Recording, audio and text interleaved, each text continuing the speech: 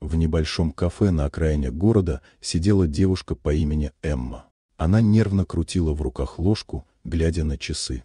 Это было ее первое свидание вслепую, и она долго готовилась.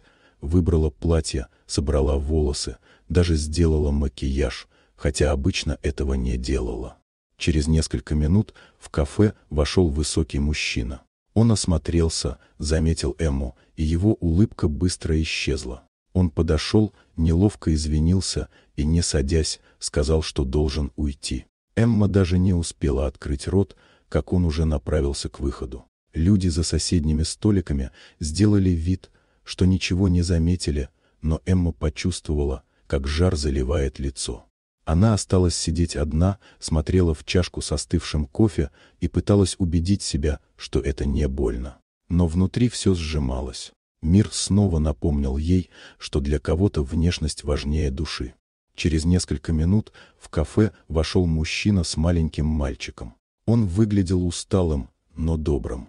Ребенок тянул его за руку, показывая на витрину с пирожными. Они заняли столик рядом, и Эмма невольно улыбнулась, глядя на то, как мальчик старательно выбирает себе десерт. Когда ребенок уронил ложку, Эмма машинально подняла ее и протянула ему. Мужчина, Джеймс, поблагодарил ее с такой искренней теплотой, что в груди стало чуть легче. Он заметил, что она сидит одна, и предложил присоединиться к ним. Эмма сначала хотела отказаться, но мальчик по имени Оливер уже махал ей рукой, зовя к столу. Она села рядом и впервые за весь вечер почувствовала себя не чужой. Джеймс рассказывал истории о сыне, Эмма смеялась, а мальчик время от времени вставлял свои комментарии. Все было просто, естественно и по-настоящему. Когда они уходили, Джеймс оставил на салфетке свой номер и тихо сказал, что хотел бы увидеть ее снова. Эмма смотрела им вслед, мужчине, который не искал совершенства, и мальчику, который просто радовался жизни.